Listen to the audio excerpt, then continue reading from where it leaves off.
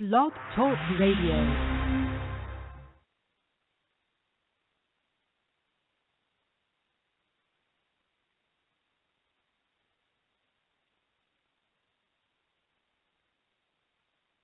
You're quite hostile. I got a right to be hostile, man. My people been persecuted. Yeah, well, like a child of it, I'm black and beautiful. Get it, do it. Revolution is not revenge, it's progress. I want the truth. We have to dare to be different and dare to tell the truth. We don't see the fire, but the house is burning. Look up a book and feed your mind. Took over. How are the people saying? There is no God. You are a deceived people. Nobody else can do this for us. Take that white Jesus down. Something is wrong. Do the research like we do research, you'll be convinced also. Turn off Fake Housewives of Atlanta. Continue to raise the intellect and the consciousness of the human family. Professor Griff knows. So I ain't no coach.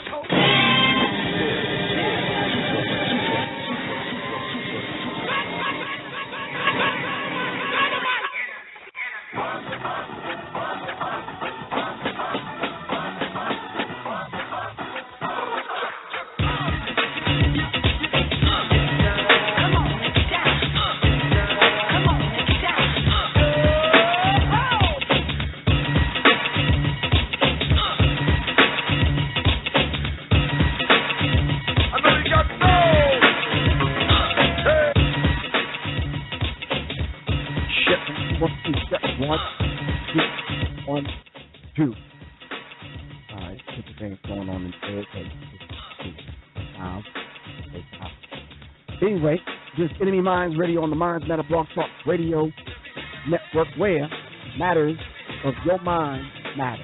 That's what it's called. That should be the mantra. Matters of your mind matter. Because mind matters. Greetings, family, peace, sotep, shalom, assalamu alaikum. Habibi Afodie, Alafia, Black House. On the move, as my good sister Pam Africa would say. Shout out to all the Africans. Podcast back in Philly.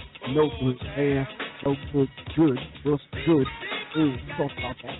All the other things we have to talk about in reference to the global meet today. Welcome to another edition of NMEMINDZ Radio with your host, Professor Griff and ZaZa Ali.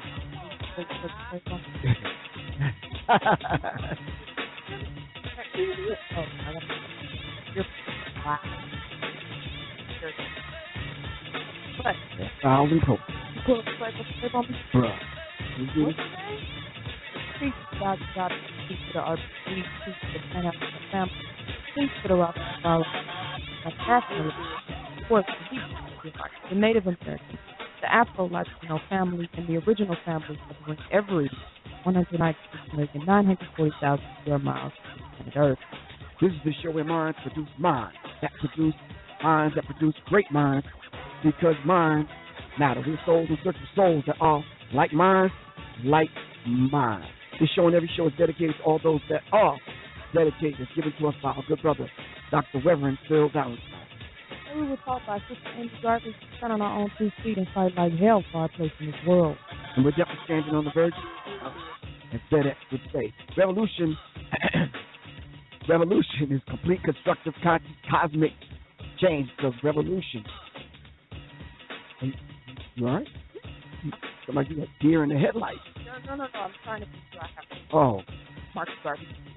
Oh, okay. Yeah, so revolution of the mind, because the mind matters, given to us by our good brother, Dr. Khalid Abdul Muhammad. That is not a cigarette. Come on, man. Why do you've never smoked in your life? You Right. always like to smoke. Sometimes what's a bonus. Revolution is, as the African proverb teaches us, when women give birth to men. It is through the womb that man perfects himself, and it is through love that man is truly transformed. You can be whatever you want to be in this world, like on your way to the coming. Gods and goddesses having a human experience called you. It's taught to us by Professor James Small. Yes, sir. And this, we were also taught by the most honorable Elijah Muhammad that to find God we must look within. Heaven and hell is a state of mind and not an actual physical place, family. We build minds and hurl truth at falsehood, destroying and rebuilding. Once again, this is NMEMINDZ Radio on the Minds Matter Blog Talk Radio Network, where matters of the mind matter. Our aim and our mission is to raise the vibrational pitch of our thinking into the mind of the Creator, as taught to us by Sandra Muhammad. And what you talking about, Willis? I was laughing at the sister who went through this, man. Killed it. She Man. took your package out, Queen. She killed it. She murked our intro. Wow. It's almost like she set it on fire. We got to do a new one. I know, now. right? No, that's why we got to do a new one. She set it on fire and dropped the mic.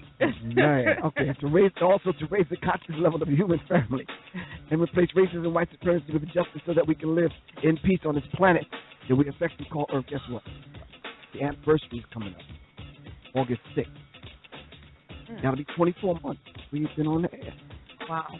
So, do a new I've intro. been calculating. I got those numbers because I put a post on my Facebook page and I said 18 months. So I've been calculating from when I came to it, but that's wrong. It is 24 months. Right, it's August 6th. Okay. I did it right after my born day. I think we should do a listener appreciation show. Listener appreciation show with a new intro. New intro, contest, prizes, ask Griff and ZaZa whatever you want to ask. Let's do that. All right. All right, cool. That's cool. Is that going to Wait, be get a the Tuesday? date. What's Yeah, August 6th? Somebody tell me what's August I'll get the third. August 6th is a Thursday.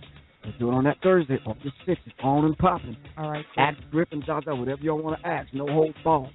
So you smart asses on Facebook and YouTube and all that kind of stuff, can y'all call them and tell them, you can call them and ask them whatever you want to ask, no matter how embarrassing, how whatever. But listen, we'll let y'all know if you ask a question, you own the answer. All right, so what you say the calling number? The calling number is 347-633-9644. Hit us up if you want to know what's on your mind. In the spirit of our ancestors to whom shoulders we stand on, we like to say Ashe. Ashe. This brother, we want to call on his spirit tonight. And when I think of all the men that I would like to be like, and I would like to have a morsel of their courage, as I said at the Warriors Conference Part 2, this is one of the brothers I'd like to have this brother's courage. This brother said history will one day have its say, but it will not be the history that Brussels, Paris, Washington, or the United Nations will teach, but that which they will teach in the countries emancipated from colonialism and its puppets. He was saying it today, face, a history of glory and dignity. I speak of none other than our good brother who said this on the year I was born in 1960. Our brother goes by the name of Patrice Lumumba. Definitely. Ashe. And that is definitely a history and a story that we need to study and we need to be aware of. There's a lot of lessons in what he went through and what the people Congo. Went through, definitely. So I definitely second that emotion. And I also want to come in the spirit and in the memory and in honor of Bobby Christina, who has officially been pronounced at the tender age of 22 as deceased. I was reading an article earlier. I think she passed away maybe like a week ago. And they kind of did it real smooth on the under so that, the paparazzi and everything wouldn't be all involved. With the help of the place where they had her body at. But yeah, she's been deceased for about a week now, or transition, I should say. So just I pray for and long for a day when our children don't have to be victims of this society. Yeah.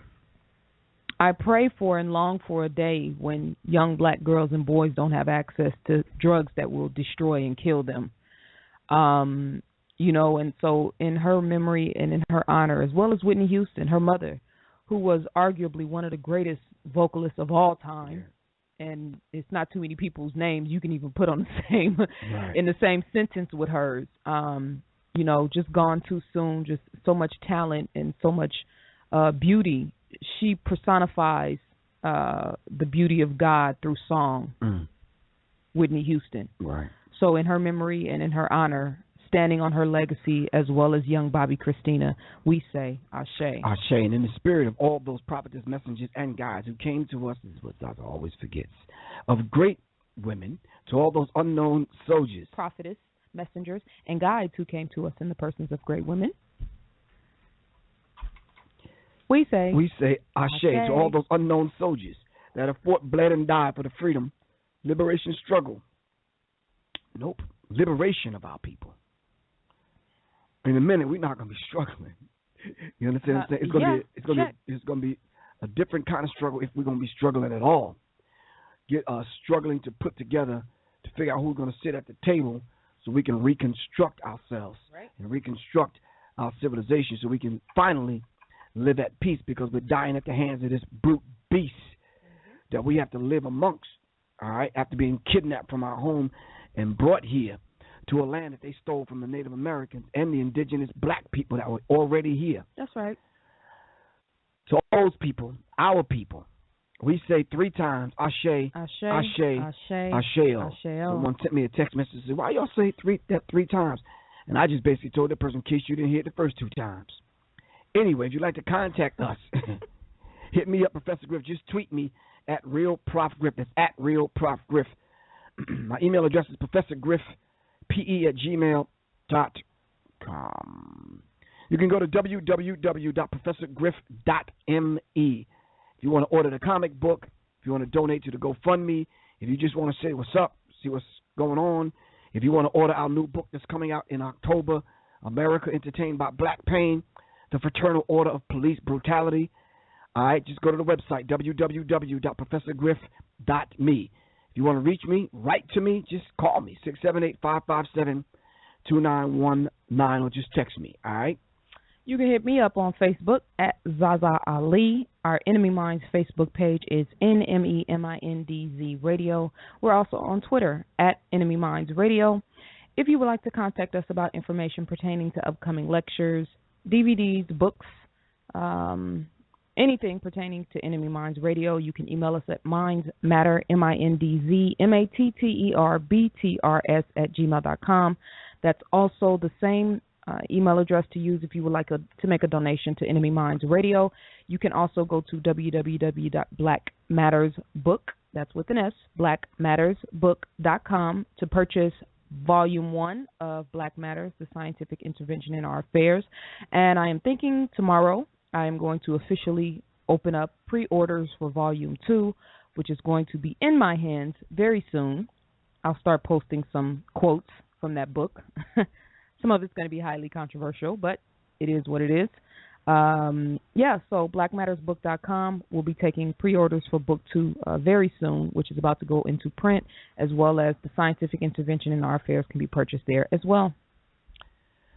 Wow, just read something kind of disturbing. What? Somebody sent me a text message. This brother said, I ordered your book a year ago. And he said, you sent me a book, but it was the wrong book. Okay. And I asked him, well, what book did you order? He said, Atlanta R.I.P. I said, that book has been out of print for 3 years. So, wow, bro. Brother Nate, I'm going to get you a book out. I don't know what book. All right, so, Nate, hit me up, bro. 678-557-2919. He actually sent me the PayPal, receipt, oh, wow. It's really ago. From last year? Last year. Oh, wow. But anyway, shout out to Brother Rich. Brother Rich. You kind of dropped that little thing, man, and put all the heat for it, but it's all right. It's cool, though. Can I say? What heat? Yeah, Miami Heat. What are you talking about? I didn't even finish saying it. Oh, sorry. Thank you. Shout out to Brother Rich at UGR Underground Railroad net.com. Very fiery subject, Brother Rich. People took to it. The people that didn't thought it was kind of hot and heavy. It was definitely on fire because I've never seen a hours go from 1,000 to 25,000 in a day or so. That's critical. Maybe because that subject is really hot on people's minds right now. But with that said, we're going to sum that up on the last part of the show. All right. Tonight. You got any shout outs real quick before we bring Chico Akua on? Yeah, definitely. Shout out to all of the supporters and all of the people who are keeping Sandra Bland's memory alive. I had been saying that I kind of felt some kind of way because I didn't feel like we really scratched the surface of being able to discuss her case when we did the interview with Brother Rich. Of course, those interviews, they kind of start in one area and then they kind of go anywhere. And it's because we're being interviewed. It's a Q&A, and we have to, kind of proceed accordingly. But definitely shout out to everybody who is keeping the sister's name and her legacy alive. We're still going to do the Promiscuous Show. I got a couple of messages earlier about that, and I've gotten some emails about that. We're going to do the show about the over-sexualization of this society, possibly Thursday? Yeah, we could do it Thursday. Okay, cool. So that's coming, so stay tuned for that. And what else? There was one more thing I wanted to... Oh, we have a new school. Cooperative Economics has our new school selection effective September 1st, but you can go ahead and start making your donations today. It is the Marcus Garvey School in Los Angeles. Shout out to Sister Linda Saunders and this beautiful, beautiful institution of learning. I went ahead and made our donations, so you can, cut my check a little bit later. Yeah, I got you. For the month of September. And, you can go to mgsla.org. That's M like Marcus, G like Garvey, S like school, L like L, A like A, mgsla.org. That's mgsla.org. There is a donate button right at the top of the screen, and you can make your donation, and you know that your money is going straight to a school that is working to benefit and uplift our children. They have 104 students, grades preschool through ninth grade. Yes. And because I've been to the school, I know it is a very beautiful institution of learning, and we are very proud and honored to be able to honor all of the brothers and sisters who are working at the Marcus Garvey School in Los Angeles, California, and we will be there next month to pay our personal homage. Is that right? Physical? No. Anyway, shout out to Marcus Garvey School. Please go and make your donations. All of the Cooperative Economics members, and we love and appreciate each and every one of you. And that's not to negate all the other Marcus Garvey schools across the country. We would love, and hopefully one day we'll be in a position to do the same, and we will. All right, whether we got to make a personal appearance or whatever we have to do. But let's move this right along. Tonight's show, we're going to be talking about a few things. Sandra Bland, on the second hour, we're going to talk about the fall of this Western world. That wasn't the title of my subject. Yeah, but your subject was too long to put in a subject line, so I had to give a summation of it. You could have put something close to it. The fall of the Western world. That's so Discovery Channel-ish. 25 signs the global elite ship is about to sink. That's dope. Yeah, but that was too long. Right. So the global elite represent the Western world, hence we have the title that we're using today. There are people that's in cahoots with them that's not in the West. Hold on. We got somebody on the line right now, but we're going to take care of that bit of business a little bit later on between me and you, ZaZa, about this topic.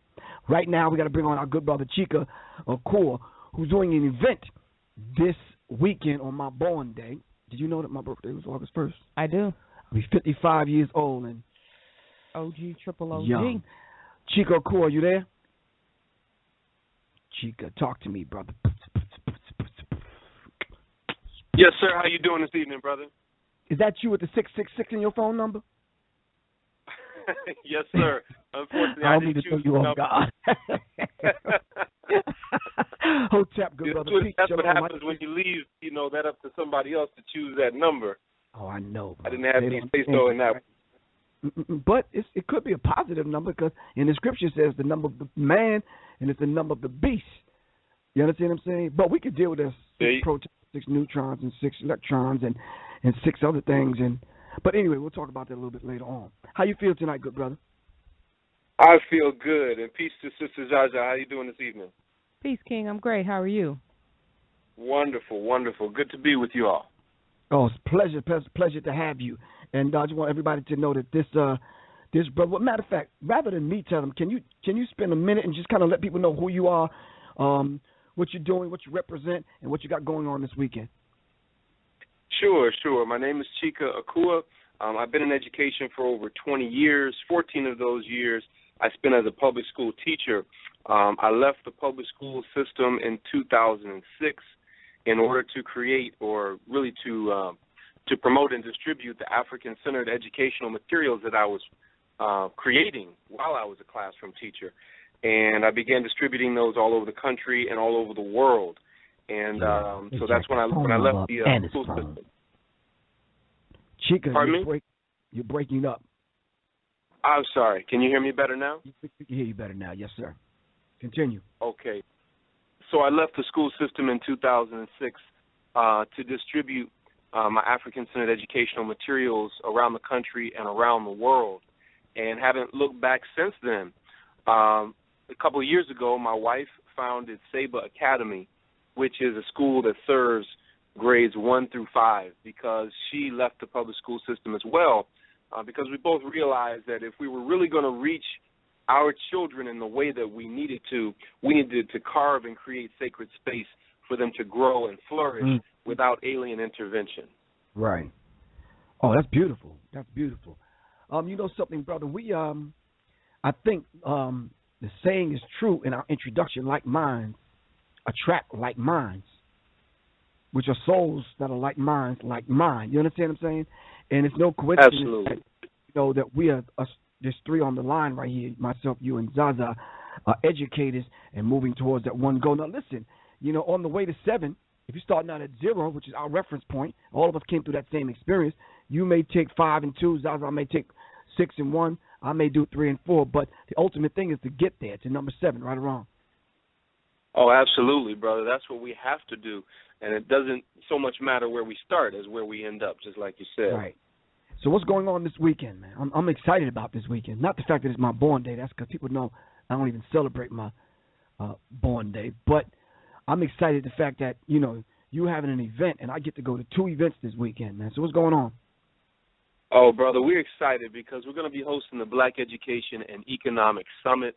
We're bringing in Brother Kaba Kamene from, most people know him from Hidden Colors, but that brother has been in the movement for African-centered education for decades. So he's going to be with us. We got Sister Yaninga Adanya, author of Rear Them Well, Brother Delzino Wilson Debriano from the Black Business Network, and, of course, we're thankful that you'll be joining us on your born day, taking time out of your busy schedule as you release your new comic book for children, and I'll be presenting a presentation as well. The reason we call it the Black Education and Economic Summit is because what we've realized is that if we just deal with education and don't deal with economics, then what we produce is some intelligent-sounding Negroes who then still have to go outside of their own community to find a job and support their family. Right. But then if we just deal with economics and don't deal with education and cultural consciousness, then what we do is we produce people who know how to make money but don't know how to use that money for the benefit of their own people. And so that's why we call it the Black Education and Economic Summit, so that we can teach our dollars to make some sense, so that we can raise capital and consciousness. And this is a fundraiser for our school, ZaZa Academy. Oh, that's beautiful, man. I'm definitely looking forward to it. And for the people that don't know, Brother Kaba is Booker T. Coleman, all right? So some people haven't caught up with that yet. Right. So, Brother Kaba, that's Booker T. Coleman, brother. Somebody sent me a text message, Chico, while we were talking. Yes, so once again, where is it at? What time does it start? Is there a fee to get in? Can people come to the door and pay food stamps? What do they need, bro? Yeah, well, actually, it's going to be at the Black Business Network, which is only about 5 minutes from the Atlanta airport. The Black Business Network, you can actually go on to our Facebook page, which is Black Education and Economic Summit, and click on the link there. It will give you all the details. But we're starting at 1 p.m., and we have an incredible lineup. We're going to have vendors. We're going to have food, the whole nine. It's going to be awesome. I'm going to be doing a presentation from my new book, which is called Honoring Our Ancestral Obligations, 7 Steps to Black Student Success. And that title comes from a quote from John Henrik Clarke, who said, when you look at great black civilizations and nations, they were held together by 2 things, honor and obligation. And thus comes the title, Honoring Our Ancestral Obligations. Wow. But you can't honor ancestors that you don't know, and you can't uphold an obligation that you're not aware of. Wow. And so we want to make the people aware of the obligations that we have to raise our children in the right educational environment and to give them the right economic understanding that will lead us toward self-sufficiency and sovereignty. Oh, give thanks, good brother. Once again, this is Chica Core, and we will definitely see y'all this weekend, August 1st. Give them the Facebook page one more time, Chica. Yeah, the Facebook page is Black Education and Economic Summit. Again, that's Black Education and Economic Summit. If you have any questions, you can call 404-993-1238. Again, 404-993-1238. It is $25 in advance or $30 at the door. $25 in advance or $30 at the door. Well, you know, that's breadcrumbs, man, for what they're getting, bro. That's some serious, question. Powerful knowledge they're getting, definitely. All right, Brother Chica, I will see you this weekend, and inshallah, let's talk before this weekend. Once again, the phone number is 404-993-1238 for more information. Ladies and gentlemen, let's stand up and see our brother out. Chica Cool, all right? Thank you, brother. Thank you, brother. Peace and blessings. All right, peace. That was our good brother Chico Coleman. We'll definitely see him this week. And Booker T. Coleman will be in town, brothers and sisters. And let's go support our brother. That brother be laying it down when he does his lecture. I mean, Chica and Booker T. Coleman. There's a lot you can extract from them two brothers. All right, we got to bring on our guest, Darren Muhammad, and then second half of the show we're going to talk about the Sandra Bland situation.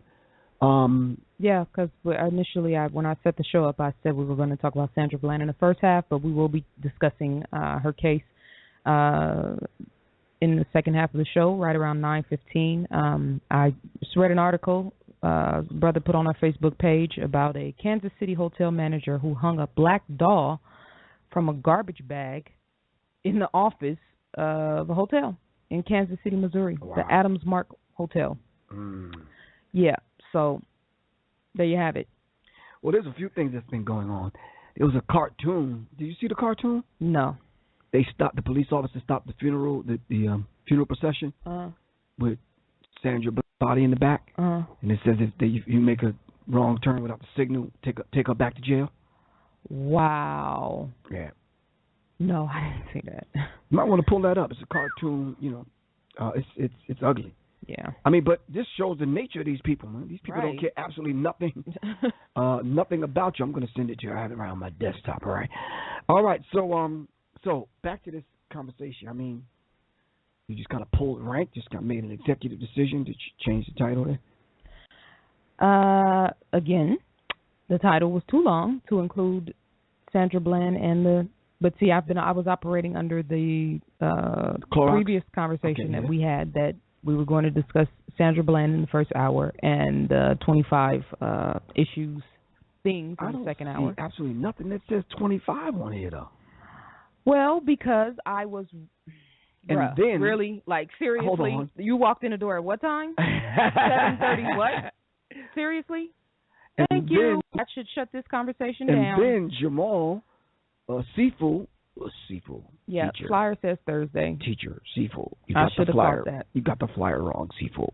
Yeah. So Master, teacher, Seafood. Listen, bro. So there's a whole lot not happening right now, but let's make it happen. Yeah. 1,000 profiles. All right, so let's get back on track. So what was I saying? You don't know. Yes, I do. On it.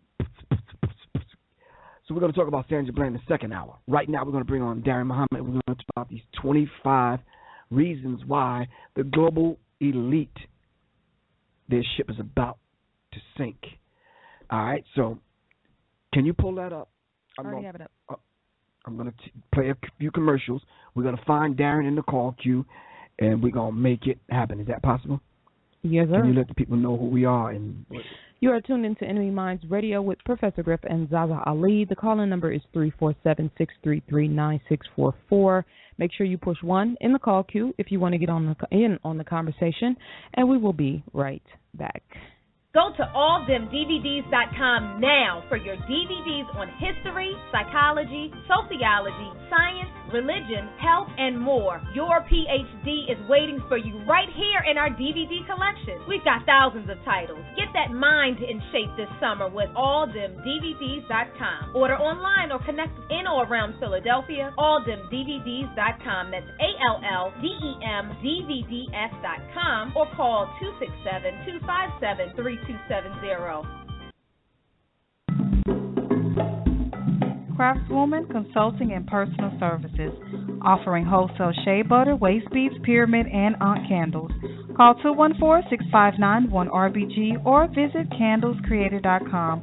Order custom designs, choose color and fragrance. Call 214-659-1RBG or visit candlescreator.com. Candle making classes available and more.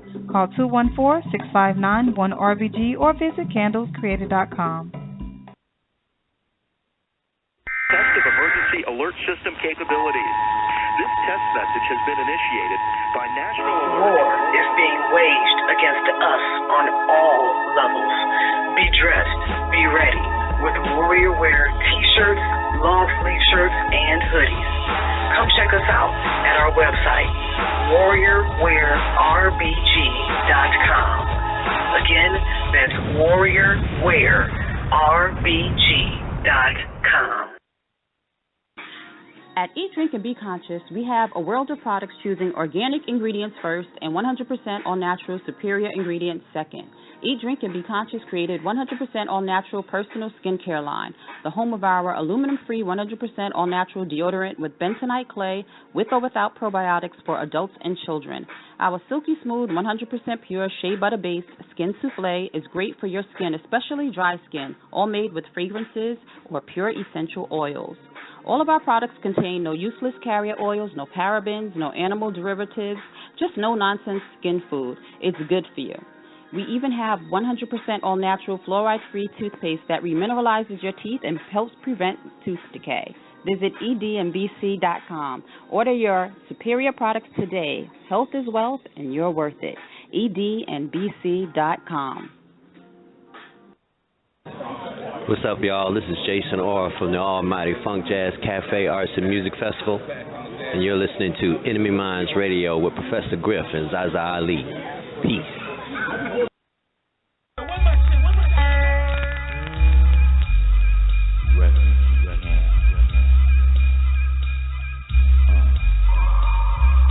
We used to be number 10, now we permanent in one in the back. All right. We are Black. This is Professor Griff and Miss ZaZa Ali, and we're back here on NMEMINDZ Radio. All right, let's bring Darren Muhammad in on the conversation. We're talking about these 25 things that the global degree, 25 reasons why the global elite, all right, they should know and understand, but we should know and understand that their ship is sinking. No one understands. They probably got a few more backup ships. You understand what I'm saying? Because they plan years in advance. All right. Do we have Darren in the call queue? We do. Would you like for me to bring him in? No. Let me bring him in. I got him. I asked Brother Darren to press 1.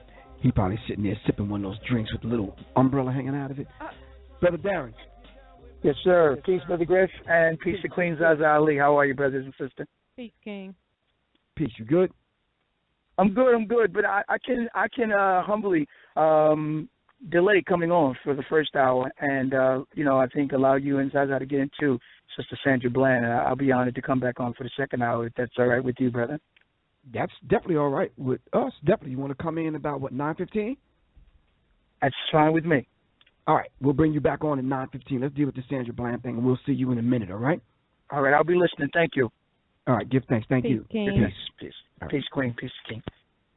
Such an honorable brother. And very humble brother. A lot of us I told you that last week when he got out. I was like, he's just... Right. He's just... Because he stayed on to listen to the rest of the show. He stayed on to listen to the rest of the show. You know, a lot of times when you have people, come on, it's like, okay, after they do their thing, it's like, click.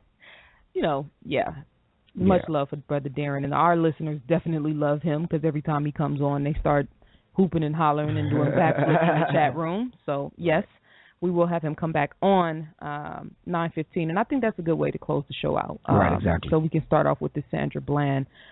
case. And, you know, I had expressed to you that I was feeling some kind of way. It's a great thing that, you know, people are tuned in to what's taking place, and cases like this are opening our people's minds up and getting them to kind of really focus on what's happening in our world. But I felt like, you know, we didn't give her just due in the interview. And, you know, it's a hot topic right now. People are talking about it. And we just felt like we needed to kind of really, really, really go into the specifics of the case, what's taking place. And, you know, to start off, I want to ask you, why do you think this particular case, it has been such a hot topic that it's pushed such a, you know, it's sparked or hit a nerve with so many people? I think it struck a nerve with so many people simply because we were actually afforded the luxury of seeing the time that she was followed, pulled over, and then we were able to follow it right up to the point where she was in their custody, in their so-called care. Mind you, put a pin note in the fact that once you're in their custody, you are their responsibility. Yeah.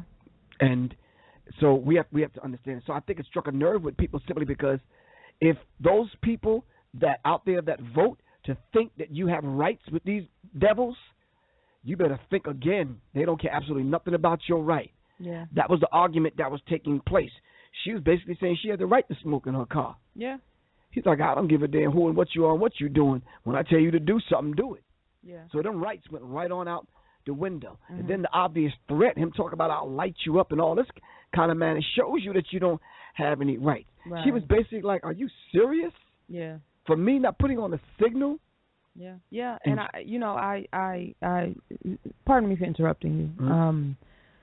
I think, you know, people realize, especially our people, you know, that could have been either one of us. Right. Like at any moment when you get in your car, you know, right, that they can happen. Can pull up behind you, and it can go from a simple traffic ticket, you know, you speeding, whatever, to literally being escalated to where you going to jail, to then where you escalating to the point where you actually lose your life. Right. And, you know, we talk about the fact that she, you know, of course, as we should, we talk about the fact that she lost her life. But what about the stress of being pulled over, slammed to the ground, having your face slammed to the ground, mishandled, abused, taken to jail, staying in jail for 3 days or however long she was in there before she actually died? Like, I think because of all of the cases of murder as of late, and Lord knows I could name off probably 50 right now off the top of my head, because of all of the cases of our people ending up in police custody and for whatever reason ending up dying, you know, we're overlooking the fact that police brutality without dying, without it ending in your life being taken, is like rampant. And I see so many videos because people post them and they send them to us and post them on the Enemy Minds page. Everyday average brothers and sisters going about their business, get pulled over for whatever reason, and then it escalates to the children in the back of the car screaming out of control. I don't know what I would do if my son was in the car with me when something like that took place. You know, so well, I do know what I do, but I'm just saying the stress right now and the you know, anxiety right now. It's like sometimes you watch this stuff and you just want to punch somebody dead in their mouth. Right. The thing I told you about that I just read about the situation with the hanging in Missouri, Kansas City, excuse me. You talked about the cartoon. We're going to play a clip of a police sergeant, I believe he was, who talked about the arrogance of Sandra Bland. When you read some of these comments in the on the blogs and on the articles, because see, I read the articles, then I scroll down and I read the comments of what people are saying. Blatantly disrespectful, just the loss of the value of life for one, and then the fact that the sister didn't do anything. She didn't deserve what happened to her. I think we as a people really need to be mindful right now about the state of our own well-being, because it's sometimes, I told you, it's too much. Like the sister who we just found out recently, I'm going to pull her case, her situation up, and I'm mad that I can't remember her name. 18 years old, I believe. No, she wasn't 18. That's wrong case. 27 years old. They found another sister, same situation. She got incarcerated and she ended up being killed. Oh, in Missouri? In Missouri, right yes. After Ferguson? Exactly. No, not her. That's Kimberly King. Bro, there's so many of them. I'm starting to lose track. Well, that Kimberly King case right after Ferguson went down, that Kimberly King case, eerily similar to this. Yeah, very similar. She got pulled over for something minor, ended up going to jail, and they found her body. Yeah. This, of course, there's another case, Sam Dubose in Cincinnati. Shout out to Sister Tasha. She's been sending me the information on this. They're saying that the video of his killing is so bad that they don't even want to put the video out. So apparently whoever this devil is just outright murdered this brother in cold blood. Right. He had a video camera on his body, and so it caught the whole thing, but they're not putting it out because apparently it's really, really, really like flagrant, and it is going to thoroughly upset some people. All right. The sister's name is Raukina Jones. She was found dead in the Cleveland Heights jail. Her autopsy is set for Monday. You know, I have to ask you, and I want to ask Brother Darren when he comes back on too, what is provoking this? Do these people have orders? I mean, are they where is this coming from?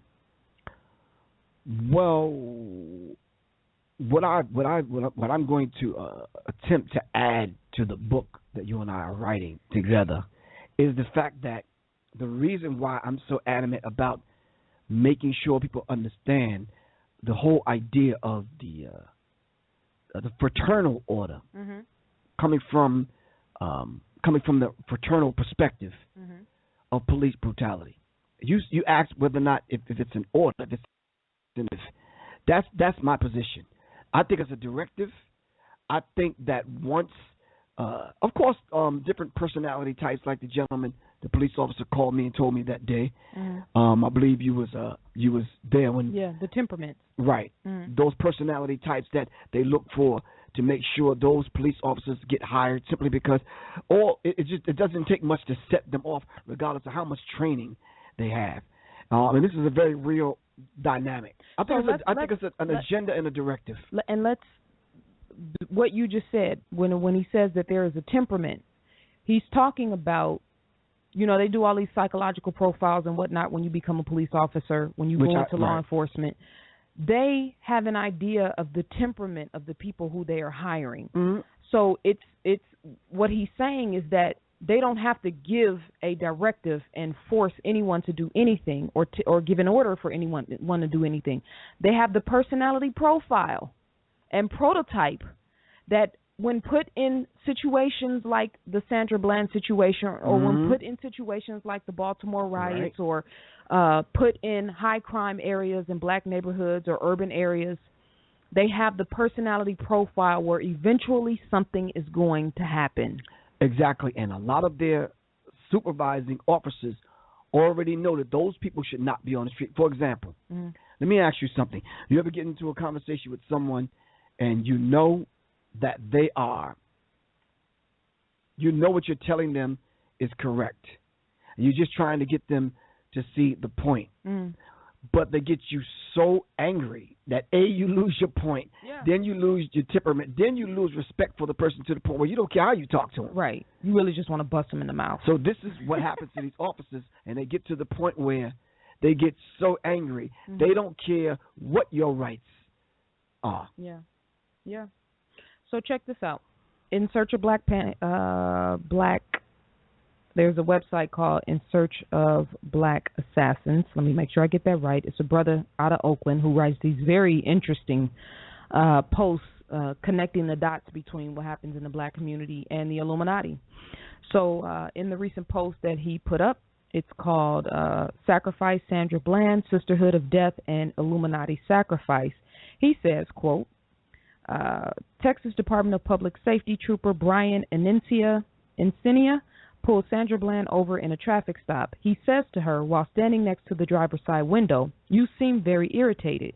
She responds, "I was getting out of your way. You were speeding up, tailing me. So I move over and you stop me. So yeah, I am a little irritated." Encinia asks Bland to put out her cigarette, which she refused to do, saying, "I'm in my car. I don't have to put out my cigarette." "Well, you can step out now," Encinia commanded. It should be very clear that this was no random stop for any traffic violations. Trooper Encinia had targeted and singled out Bland. He'd been closely tailing Bland in his patrol vehicle, then suddenly speeded up behind her car to force her over. He forced her from the car and deliberately physically pushed her out of police dash cam range to further harass, antagonize, and infuriate her. Then manufactured an assault and battery charge against her that took place outside the range of the camera. This was clearly a set-up and staged event. Bland had been predicted to react in a manner This is too important. Bland had been predicted to react in a manner in certainty to a designed set of stimuli and stress like an unwitting pasty. Trooper Encinia kept probing Bland until the right circumstances existed to take her down and force her into state custody to create this international incident to further divide and polarize the masses. Yeah, to force you into the narrative. And once you fall into it, not even letting her know why she kept asking, "Why are you arresting me?" Mm-hmm. Now, this goes back to something that you always say. They already know when they pull your information up because of facial recognition software, and because everything now is connected on the internet. When they pull your information up, they already know who you are. Exactly. And remember, we talked about the terror threatening, the terror rating, right? As far as your threat rating, threat rating, exactly, right. On your online social media profile. I know ours is through the roof, right? So we should assume, even if we don't have proof, that they knew who she was. So what do you think about what this brother is saying as far as this was clearly a set-up and staged event? She had been predicted to react in a manner in certainty to a designed set of stimuli and stress. I don't like that. Okay. I don't like when people write like that. Staged event, okay, then who are the players that staged it? Mm-hmm. What he's actually explaining makes 100% sense to me. Mm-hmm. The whole idea, I got to pull back on the staging thing. It's almost like when you say it's staged, that means it's, more than one person is complicit in this. Mm-hmm. Who else was complicit? It's the system of racism, white supremacy. This devil, because of the position that he's in, took it upon himself to target Sandra Bland. Yeah. So when you say staged, who was behind the staging? Well, I don't know. He doesn't go into that in the article. Well, yeah, he does go into it in the article, but he's saying that this event was staged from the point of there are other elitist type people involved in this, and he doesn't name any names, but he's saying that this, along with other things that have been taking place, are events that have been created in order to create this manufactured. Yeah. Yes, that's a more appropriate word. Right. And it's one thing to say, okay, that's ludicrous to say that this was staged, or that this was, somebody actually put this into play. Like somebody said, okay, she's going to be driving at this time. You pull her over. That's what I mean. It is ludicrous, but the whole thing is ludicrous, though. And I'm not saying what he did. I'm not saying that what he's saying is accurate. I'm more of the mindset of, he talked about the stimuli, and as far as our people, all of our people really are kind of fragile right now. And if police pull you over and say or do a certain thing, it could easily lead to you being irritated and frustrated. That's what I mean. So when they say staged, that word is not cool. It's not, because staged, for example, that could have easily been you. Mm-hmm. So he's making it seem like it was Sandra Bland because they staged that. Well, I think in that word, in that verbiage, it sounds like that. Right. But if you look at the context of what he's saying, that's not exactly what he's saying. Some idiots use that same verbiage on YouTube to say, "Oh man, the Mike Brown thing was staged." Yeah. What? Yeah. Stop that. No, the Mike Brown thing wasn't staged, but the black SUV that picked it up, his body up afterwards, after a certain point, the way that they handled his body and leaving him in the street, we have to be balanced in the assessment. No, we don't think that somebody gave this devil orders to shoot Mike Brown down. Right. But once the once it went off, once the bomb went off, right? Then it's like, okay, what happens? Everything that happens afterwards. I think there's definitely somebody controlling and lending to the way these things happen. When you and I got pulled over in, what was that place? Homer Hill. Homer, Georgia. Was that staged? No. Thank you. That was not staged. To these idiots looking at it, and when someone writes like that, it's like, oh, well, it was staged. Yeah. No, we were looking for a damn post office. We ended up in Homer because that was the closest post office. To the exit. We didn't know. We've never been there before. Yeah. Didn't really know where we were going. Right. We found the post office with some very nice white people who probably hit the button up under the desk. Okay. Yeah, you're right. You're At absolutely that correct. point. At that point. To that point. Ready? You're right. All right. Action. ZaZa fires off at the mouth, says Right. something smart, that's when and it starts. escalates. Yeah, exactly. Right. Now, to the Sandra Bland case. The video that they are showing of her in jail, the not showing of her, and somebody just posted something in you know the we were Facebook videotaped page. that day, right? What day? Because they took that back to the police training center and said, okay.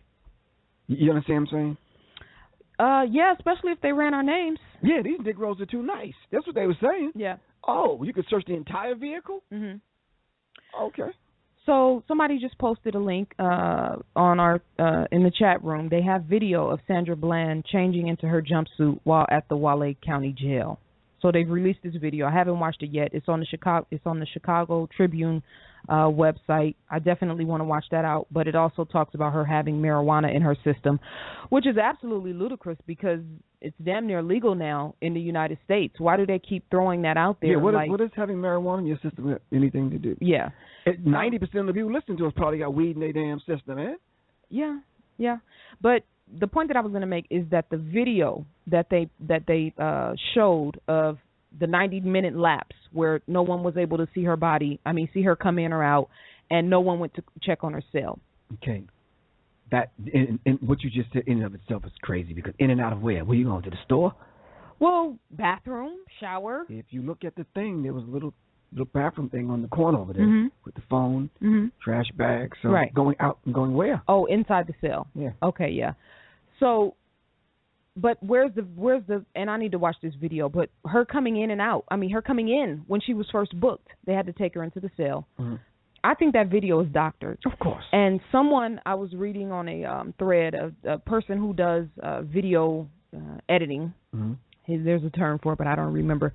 Said that the video was clearly altered and that you can see certain skips in the video. That the video of her in the police cruiser outside, that video was altered as well. Right. So let's go to a video. Let me see. Let me find these videos.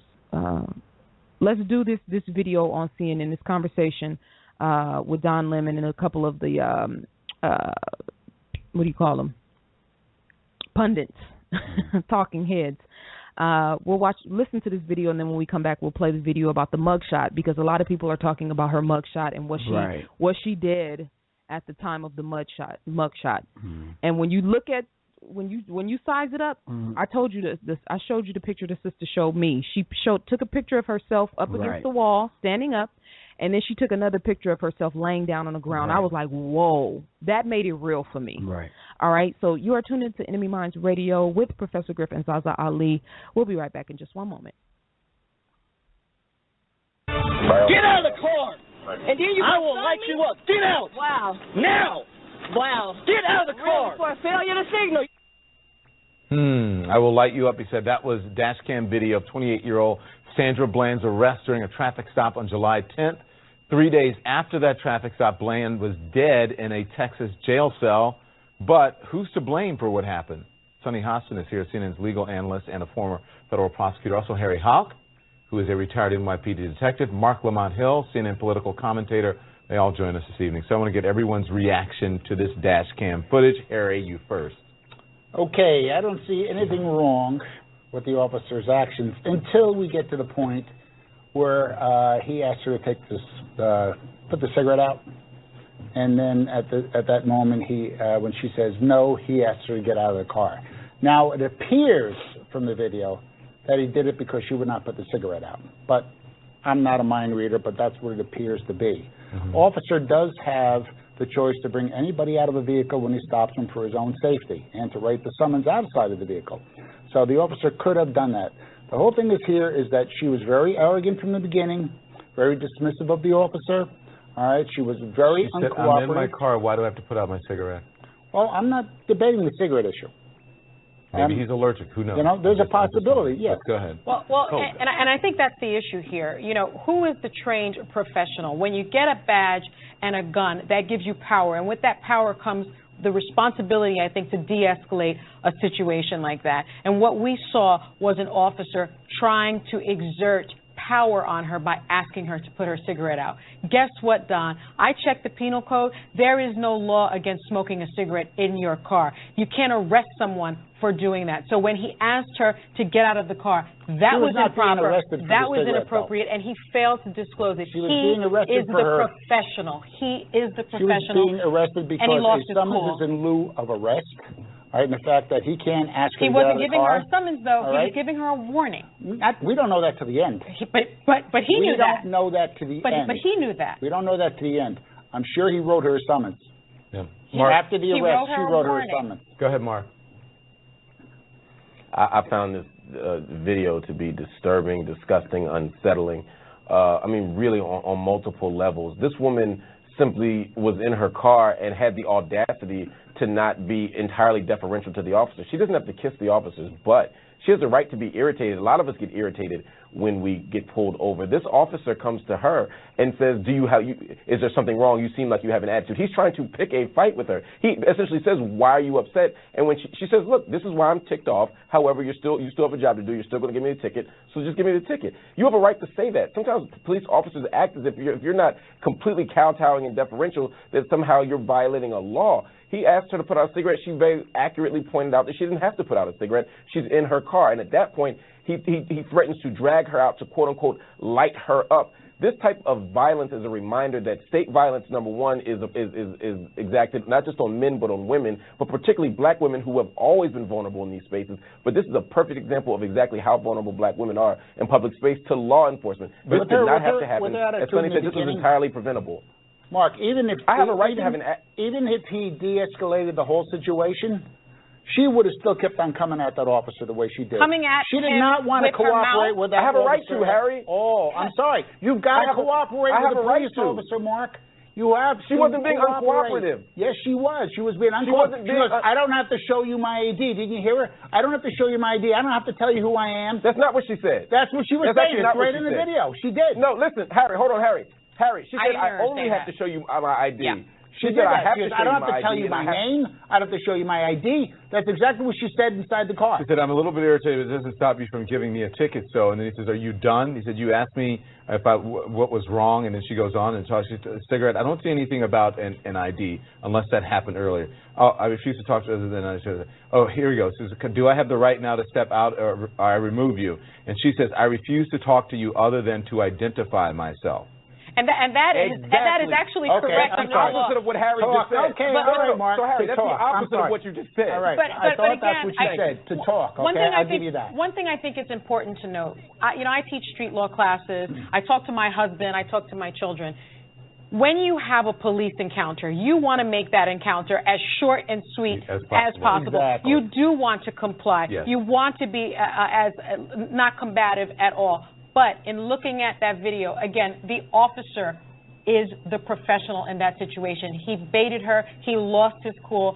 And I think I don't think he baited her at all. He baited her by asking her she just wanted to be uncooperative. He baited her, She had a problem with the officer. She had a problem with being stopped. She didn't like the fact that she was being stopped. Her whole arrogant attitude, and that stopped. Now, the officer should not have pulled her out of the car. Okay, but listen. I want everybody to listen.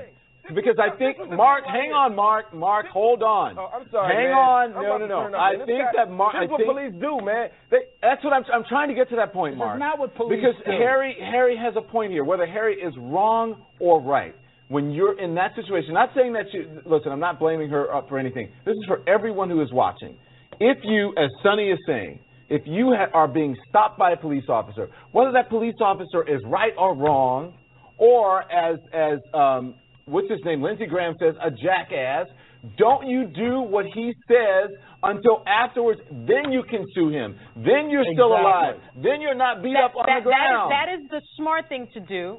Clearly. It doesn't mean the officer's right. I'm not saying the officer is right. Everybody thinks it's okay to resist arrest. So here, this is my question. My question is, when she was in her car, Harry, she wasn't resisting arrest. All of the attention, Sonny, that's being placed on these incidents around the country, do you think that is giving people a false sense of rights that they have that they really don't have? She had every right to tell him that there's a false sense. Harry. Let us finish. I promise everyone will get in. I think even an article came out, and I don't want to say who wrote the article, but I'm not exactly sure right now. But the fact is, they even told people that, you don't have to show your ID to police officers.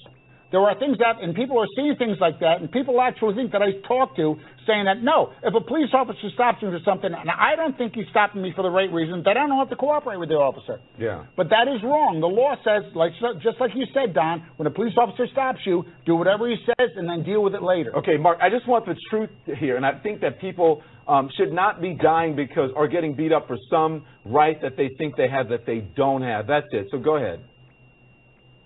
I refuse to legitimize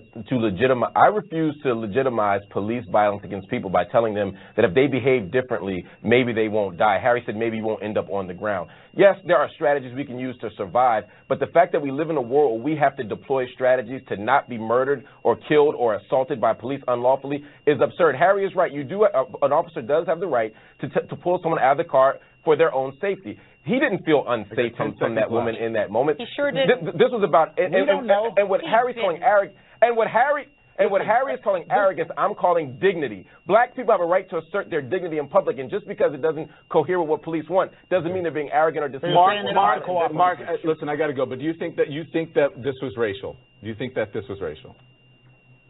Yes, I do, and I think the sky is blue. All of it. Go ahead, Harry. Do you think it was? There's no indication this is racial at all. None whatsoever. Right. But this happens to white women all the time. I don't think we have enough information, Mark, to say that. When we talk about something, it's a racial issue. I don't think we have enough information to call this a racial issue, but I think we have enough information to know that this officer overstepped his bounds. He was the professional in the situation, and he escalated this rather than de-escalated. I also think it's important to know that this is separate and apart from what happened in the jail cell, and that we also need to talk about and investigate. Thank you very much, everyone. Thank you. I appreciate all of you. Up next, Donald Trump. Woo! Yeah, I got to breathe after that one. Do you hear the venom and the vitriol in the devil's voice, though? He's a devil. He said she was arrogant, she was dismissive, she was uncooperative, and I wrote down, why is he so mad? Right, and then what about, I watched that video. I mean, she answered his questions, and I think it's the way she answered his questions that he just didn't like it. Yeah. Well, she didn't submit, she didn't bow down to him. Well, you're right. Sonny Austin said, who is the trained professional here? Right. And I think that's something that's been missing from the conversation, that these people are supposed to be trained professionals to deal with people. They deal with crack addicts, they deal with cokeheads, they deal with people in bar fights, drunk people, whatnot. And I said the same thing about that other situation. I said, who's the doctor? Yeah. She should know. She said there's no law against smoking in the car. Sister Erica said you can't resist arrest when you're not being arrested. Right. She wasn't being arrested. She wasn't. And hold on. On that point, if she was under arrest, then she has the right to remain silent. I don't have to give you my name. I'm under arrest. Fine. I got a right to remain silent. I'm good. Right. You arrest me. And the thing that just blew my head all the way off is there's no indication that this is racial. Why do and I know Sonny Austin, because she has a job and whatnot. She has to. Ain't that something? She we always have to say that. Yeah, she does, and I've seen her in enough videos. She's always the one that they bring on though to talk about these cases, always, and she always has to tread this very fine line. And I can see her sometimes like the real sister wants to break out of her, but she has to keep herself contained because of the job that she has. But when they say there's no indication that this is racial, so when is the last time we saw this happen to an Asian? Right. When is the last time we saw this happen to a white woman? Right. I'm going to be honest with you. I think, and most people feel like I feel, fuck a job. I'm going to say and do what the hell I got to say and do. This is why I started my own damn blog talk show. And because I want to say what the hell I want to say. I want to speak the truth. This is very racial. Yeah. You understand? Plain and simple. And like ZaZa just said, When is the last time we see Wong Fong Yu get pulled out his goddamn car? Come on, talk to me. You don't see Asian women getting handled that way. You definitely don't see white women getting handled that way. Shanizzle said the police work for us. They owe us respect. Ooh, wait. Who said that? But let me read some of the comments from the chat room. The police work for us. They owe us respect. Clyde Gibson said, knowing your rights doesn't mean anything. Nia Nez said, woo, this is too much. I agree. Graphic Pop said, my blood is boiling after listening to that video. Foxy said, how dare she talk to him like that? Because she is a black woman and they want some old step and fetch it. They're used to our people, especially down south. Mm-hmm. They're used to our people, yes-sirring them to death. Boss. Mm-hmm. Lowering our gaze when we look at them, not looking them directly in the eye. Right. And speaking to them in a submissive way. Right. They are. And the people, like myself, we just don't do that. No. It's just not going to happen. I'm going to look you right in your face. I'm like, okay, so, and yes, sir, no, sir, got you. All right, cool. You want to search the car? Do your thing. Yeah. And? Yep. So, it's like when people say race it's not racial.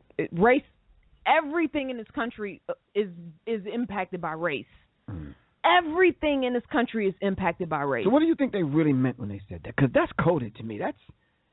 It means it's the same argument that all lives matter opposed to Black Lives Matter. That is so fucking disrespectful. So disrespectful. To rebut to come back with the rebuttal out of the pain and suffering and oppression of our people to say, don't say Black Lives Matter, say all lives matter. Like, when is the last time that you saw a Chinese dude in the backseat of a police car handcuffed and end up being killed? Right. And then the whole criminal justice system protect that officer and say it was suicide. Right. When is the last time that happened to a Mexican? Right. Or an Indian, a Native American, or a white person? It absolutely only happens to us. Exactly. Yep. I mean, we have our own unique set of experiences with white people, and everyone try to morph it into this big melting pot of it's everybody. No, it's not. This shit happens to black people. So why don't, let me just ask you, and, there's the Black Lives Matter campaign, and you got, some white people who are joining protests and whatnot.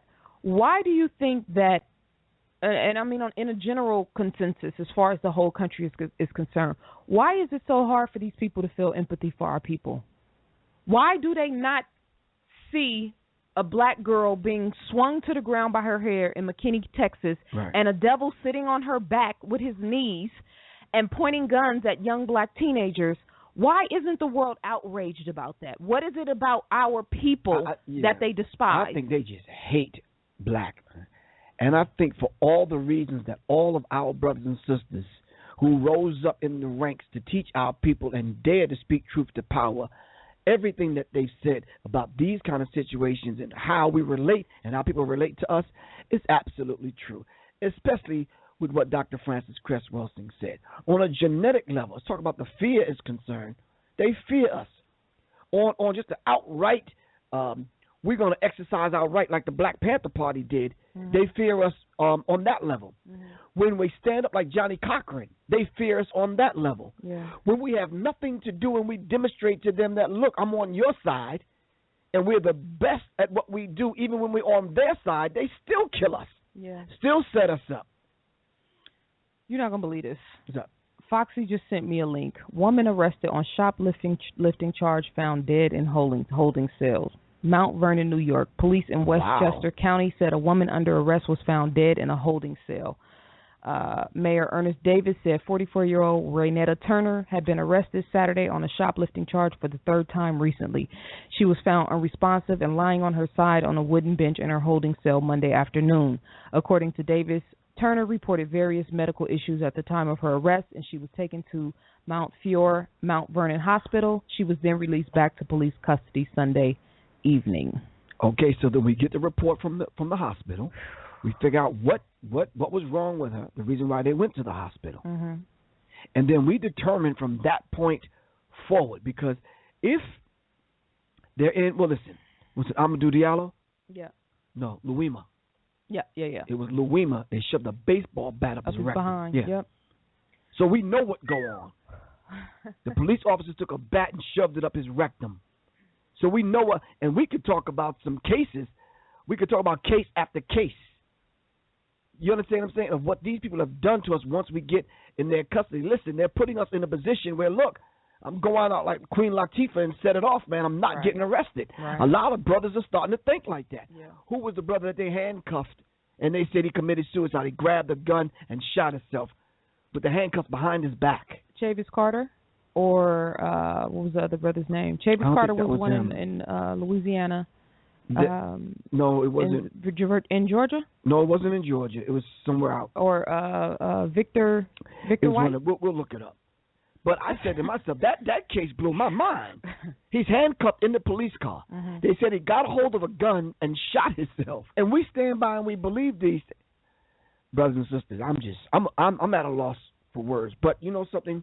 My ancestors have taught me there's going to come a time where the English language, which is a bastard language, is not equipped for me to voice how frustrated and angry I am about these situations. You understand what I'm saying? Those of y'all that are listening to the sound of my voice know my mindset. I wouldn't even waste time being on the air like this. Y'all know my mindset. You understand what I'm saying? Plain and simple. All right. Plain and simple. Let's breathe for a minute. I'm going to play this short clip on this. Yeah, we got to bring Darren on in 4 minutes. This brother discussing the mugshot, and then we're going to play a clip of Sandra herself, and then we'll come right back on the other end. You're tuned into Enemy Minds Radio with Professor Griff and ZaZa Ali. For Complex News, I'm Jinx. 28-year-old Sandra Bland was found dead in a jail cell in Waller County, Texas, while in police custody on July 13th. She was arrested for assault on a public officer following a traffic stop for what police have deemed a failure to signal a lane change. Police have gone on record stating that Bland hanged herself while in the jail cell. Following that announcement, her death has been ruled a suicide by the Harris County Medical Examiner's Office. In the days since her controversial arrest and death, details are surfacing that are inspiring intense skepticism in many. This new information that presents inconsistencies in the reporting of her death and the documents of her booking, what was in her jail cell and where it was, or lapses in data like the still unexplained jump cut in the footage from the dash cam of her arresting officer, Trooper Brian Insignia. He's since been placed on administrative duty for not following a proper procedure for a traffic stop. One of the most heavily discussed pieces of evidence is Bland's mugshot. Many are postulating that she was already dead when her photo was taken by police. Here's a snapshot of social media on the subject. A lot of people are saying that there's a possibility that Sandra Bland was dead and then the police took her mugshot. I have no words. The fact that Sandra Bland could possibly be dead in her mugshot makes me sick to my stomach. How do you take a mugshot of a dead person and think people won't notice? Hashtag Sandra Bland. One Twitter user showing a host of other Waller County mugshots compared it to Bland's mugshot. Notice how everyone has on clothes they were arrested in except hashtag Sandra Bland. Now, there are other mugshots of the arrested in orange jumpsuits, but it's not that common. The most recent incidents were for people arrested for sexual assault. Bland was not. Waller County police have yet to speak on why she didn't appear in the mugshot with plain clothes. Some have also pointed to the background of the mugshot, stating that it matches the color of her jail cell floor, while others have questioned the positioning of Bland's shoulders in the photograph, as well as the lighting, with the growing theory that points towards the photo being taken from above her as her lifeless body rests on the ground. As more time passes since her death, more and more questions come to light as the public looks for answers. Who knows if we'll get them? For Complex News, I'm Jinx. Always first, always best. Good afternoon, my beautiful kings and queens. It is Wednesday, April 8th, 2015. Hopefully you are out there or were out there this morning doing something productive, successful, something that is going to help establish your kingdom and queendom. Today's Sandy Speaks is going to focus directly on my white people. White people, yes, black people know that all lives matter. But what I need you guys to understand is that being a black person in America is very, very hard. Although you all love to say, oh, nobody should see race, people are the reason that racism is still alive. Well, what kind of people are the reason? Black racists have no power, whereas white racists do. They have power because they are in positions of control, or they're in positions where they can influence the control over black people. Yes, that is very true. So to my friends who want to get on my videos and they're upset about the picture that I posted, oh well, I will not apologize for it, because at the moment, black lives matter. They matter. our media is showing you, obviously they don't. So for y'all that can sit around and say all lives matter, I want you to go put it on a poster and stand out on a corner somewhere. If we can get enough white people to show that all lives matter, maybe they'll stop killing our black brothers. Because obviously that's what it's going to take, for the white people to get up and get tired of black people saying black lives matter. So if y'all want it to stop, you get out there and do something about it. But what you're not going to do is get on my page with the foolishness. You will be deleted. You will be unfriended. I am not a racist. I grew up in Villa Park, Illinois, was the only black girl on an all-white cheerleading squad, so I had to learn how to deal with. And black people, you will not be successful in this world until you learn how to work with white people. But I want the white folks to really understand out there, black people are truly, we're doing as much as we can. Not all of us, but some of us are really doing. Okay, that was one of her videos. There are some videos that, several videos that people have taken and put up online. Right. And we have another one, too, that we're going to play at the end of the show. It was her last video that she posted before I didn't her. even know she had a, what was that? Sandy Speaks, yes. She blog? Well, no, she used her Facebook page. That was kind of like her her platform. And she would put up videos, 2-minute, 3-minute videos just discussing, police brutality or whatever subject she wanted to discuss, mainly about, Black Lives Matter, though. But I know we have to bring Brother Darren in, but, the trash can bag. Can you talk about, because I know you have, experience with law enforcement, and can you talk about the fact that, trash cans and bags and things like that are not supposed to be in the cell? Well, let's not look at it from a law enforcement perspective. Let's look at it from the average person. Okay. Because a large majority, not a large majority, but a few people that listen to us have been to jail. Yeah. I've worked in prisons and jails. Mm-hmm.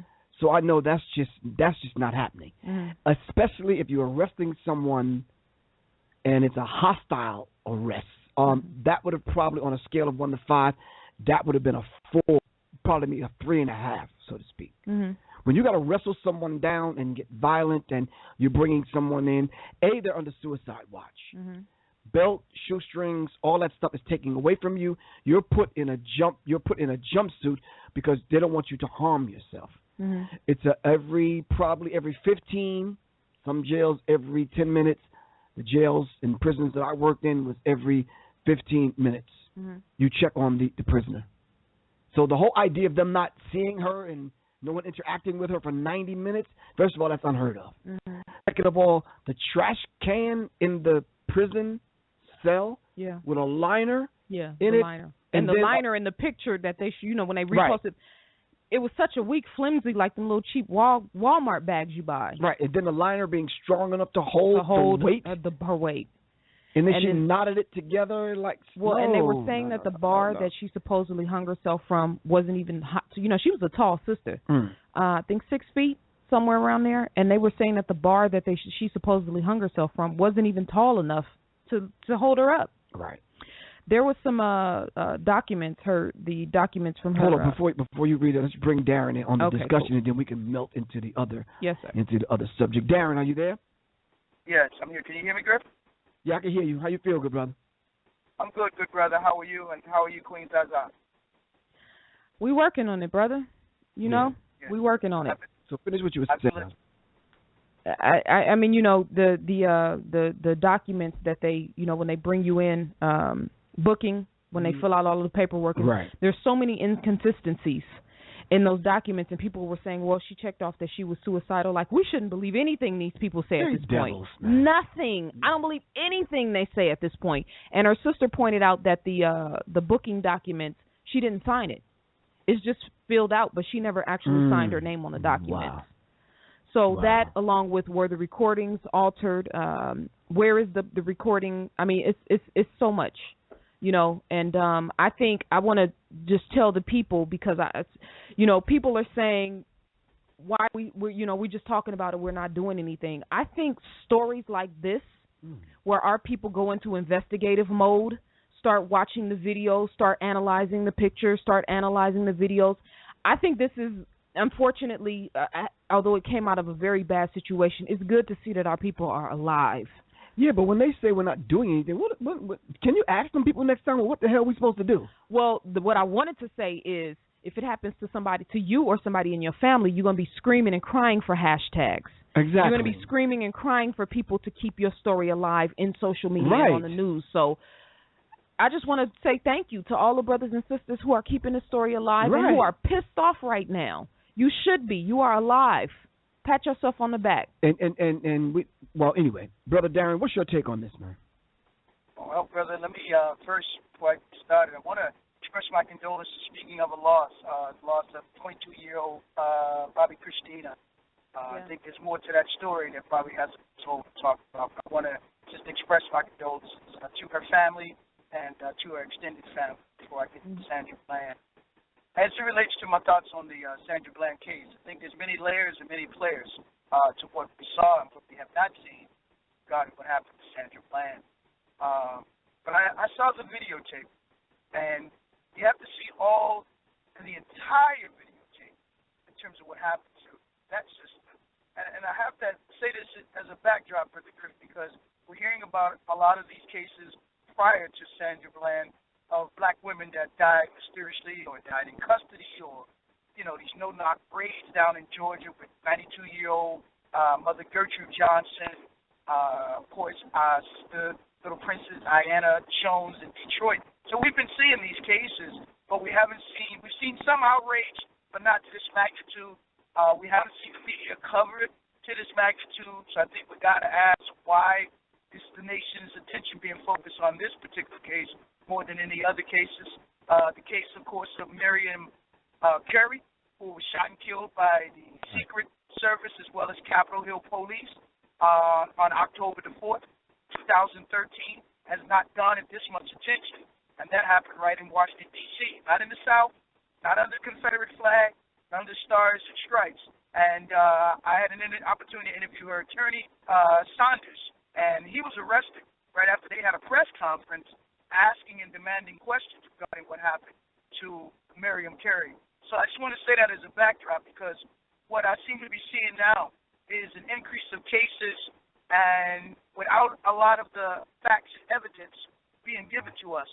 And so I have to ask if these are almost like Operation Northwood. If you remember that whole story and paradigm that would be put out, that you would have the United States Secret Service agents or secret agents dressing up as Cuban dissidents and going throughout the cities of America, assassinating American citizens so that they could blame Cuba and go to war with Cuba. So I say that to say, we're looking at and seeing something that's real or surreal. Are we getting something that's really taking place, or is this only to stir up the people, in particular blacks, even more so that you can, again, push the end game, which is racial war and civil war inside of America? That's why it's important that we have our own investigative team, our own investigative reporters, and that's why your show is important. As we have independent media, independent blog talk, that we can kind of sit back and look at the information, but also be able to send out our own forensic scientists and our own investigators to get that real action and facts regarding these incidents that are happening around the country. Because know that some of them, unfortunately, are being run as psyops against our people, but against the people in America. But as it relates to the Sandra Bland tapes, now, I don't know if you saw all the tape, but there's a brother, I think his name is Red J. Silver is the name of his YouTube channel. But he had the entire tape from the stop all the way up until the time she was arrested. And when the officer pulls her over, he goes to the window and very courteous. And he says, I pulled you over because of the improper lane change without your signal. And he asked for her driver's license, I think her registration. She hands him the driver's license and the registration. He says it's going to be a couple of minutes. He goes back to his car, and apparently he writes it up, comes back to her, and she's smoking a cigarette, but he wants her to sign the paperwork, and he says, you mind putting out the cigarette so you can sign the paperwork? See, that's what the media hasn't shown. Then she goes in and says she don't have to put out the cigarette because she's in her car. And he said, I'm just asking you to put out the cigarette so she could sign the paperwork. And then that's where it escalates to the point that he says, I was only going to give you a warning, but because you didn't want to put out the cigarette, he asked her to step out the car. So he asked her about 4 times to step out the car. She said, I don't have to get out the car because she said, I'm not under arrest. But he asked to get out the car. So after about 5 times, he said, he calls on his radio and asks for backup. And then he finally says, if you don't get out the car, he pulls out it looks like the taser. He says, I'm going to light you up. She gets out the car. Then that's when they walk on the sidewalk. She has her cell phone. She says she's going to call a lawyer. She never calls a lawyer. He asks her to place the cell phone on the car, which she does, and he says to her again, he says, he puts the cuffs on her, and he said again, I was only going to give you a warning ticket, but because you wouldn't put out the cigarette to sign the ticket, he said, now you're gonna have to go to jail. She goes in on him. I mean, you really have to hear this videotape. She called him. She said, you would think you're a real man, huh? She said, you ain't nothing but a pussy. She called him a pussy about at least about 15 times, brother. She said she called him a pussy and a dickhead before it escalates to the point that where you hear her saying after that, because he asked her to stand still and she wouldn't stand still, then that's when you hear her saying somebody's videotaping it, but you don't see who's videotaping, and that's why a lot of this is very questionable. But you hear her saying that you slammed my head. Now, if somebody slammed your head and you hit your head on the concrete, you're not going to say you hit my head. You're going to be screaming. You're going to be screaming, and you're going to be asking for some help. And I didn't see that in terms of in this videotape. Then later on, you hear her talk by her mother, who said that Sandy said that she had a broken shoulder. Then, of course, she could have asked for an ambulance to be called to the scene. A couple of minutes go by, and then a black female officer comes on the scene, and that's when you see apparently they have her. Of course, she's not like combative or anything at that point, and they stand her up. And I didn't see, like, in terms of the where they put her, whether they put her in a cruiser or whether they put her in the back of the police car to take her to the station. Now, that's the part in terms of what I saw on the videotape. But I think there was so much more of that videotape that we got to ask, why is the news media only showing a snippet of what really happened? Of course, the officer could have handled herself much better in terms of Sandra Bland, but he didn't have much control, and unfortunately, she didn't show much self-control. And at a time that we see our people under attack, I think that it's wise that our women, particularly, should not be driving if they have to go out, and particularly if they're going out of state, that they should not be driving by themselves. He did ask her how long she'd been in Texas when he pulled her over. She said, I think she came in the day before. So I just thought it was interesting that she got phone calls. Don't know if she called anyone at Perryview, where Perryview, her mentor, who we were told that he was the one that encouraged her to come down to basically take the job. I would have thought she would have called the mentor to come and bail her out. And we later found out that she is a member of Sigma Gamma Rho, and I would have thought she would have called perhaps whoever was the head of Sigma Gamma Rho as well, to be able to get someone that was there in Texas that could come and place bail so that she would not spend a day or two in that jail cell. We did later find out that she had been arrested, I believe, at least 10 other times between Illinois as well as in Texas, and had a restitution of about $8,000. Now, I don't say that to try to demean her character in any way, shape, or form, or try to engage in what we call the 3 Ds of denying, destroying, and trying to discredit Sandra Bland, because for a simple traffic stop, no one should be killed. But I think there's more to this that we've not been told and we've not been shown regarding what happened down there in Texas right now. Brother Darren, you mentioned PSYOPs or psychological operations, and I know sometimes, we say that, and when I say we, I'm not just talking about us, I'm talking about in this broader conversation.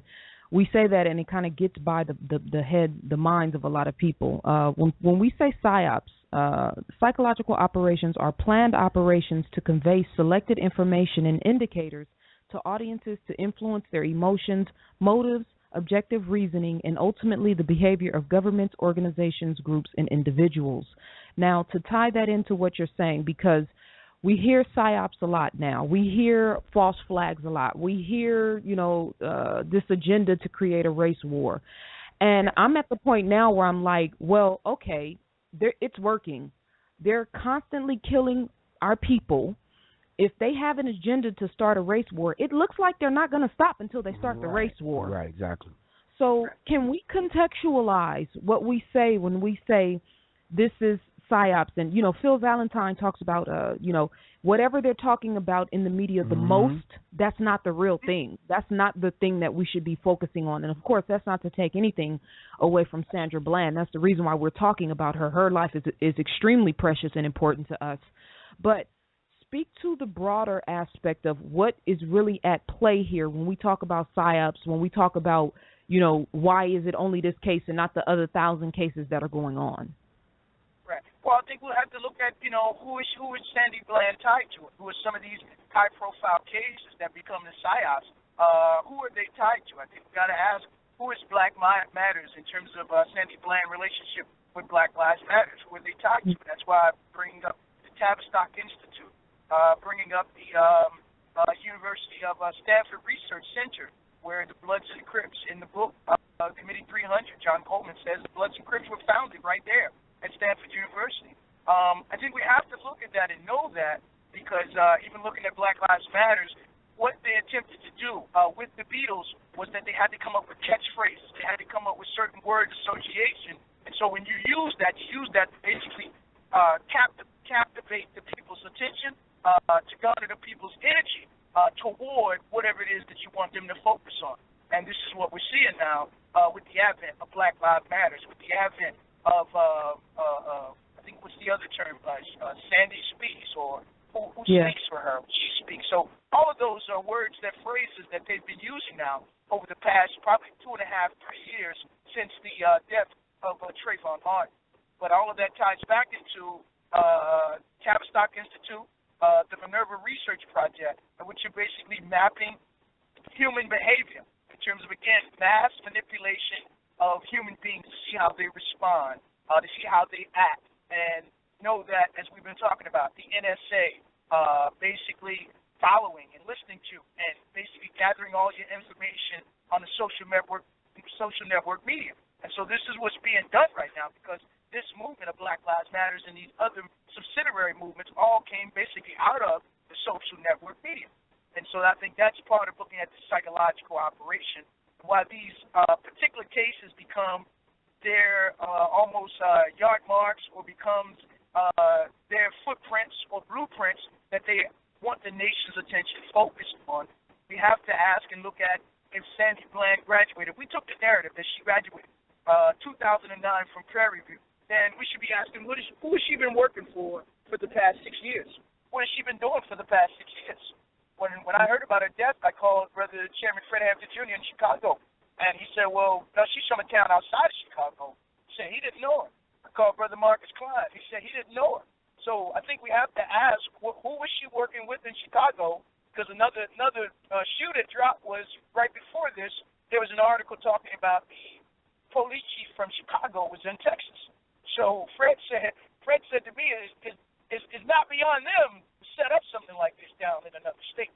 So I think that we have to kind of look at the bigger picture and kind of pieces of a puzzle that we kind of put this thing together in terms of looking at what's really going on with the Sandy Bland case, the case of the Sister Chapman in Tennessee, the other case of Mr. Jones in Cleveland, and ask, are these, again, part of a bigger psyops that's being laid out and played out against our people and against the American people right now, black, brown, red, yellow, and white. All them DVDs in our chat room said these video phone operators always pop up at the right time to capture cop terrorism. It almost looks staged. Right. That's a great point. Yeah. That is an excellent point. Mm-hmm. Be asking who is the person and why have we not seen that person? And again, because we remember it with Walter Scott, of course, the young man, he knew how to get to NBC and New York Times the next day. So, we should be definitely asking that, because as I said before, when you look at what they were showing us, nobody was seen on that videotape once they went out of view of the dash cam, but yet you heard a lot of talking going on. So why I said they got satellite. I mean, I'm sure they got cameras on the street.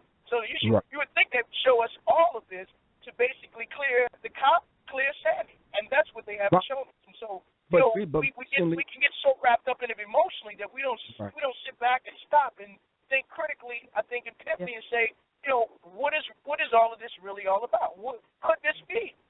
Crisis actors in some of these situations is going down. You know. But Darren, there's two cases right now where the videotape is out there, but they said it's too graphic to show it. Then there's the brother shot the brother's face off. The brother Sam in Cleveland, Cincinnati. Well, there's no way you can say something's too graphic. We live in the most violent country on the planet.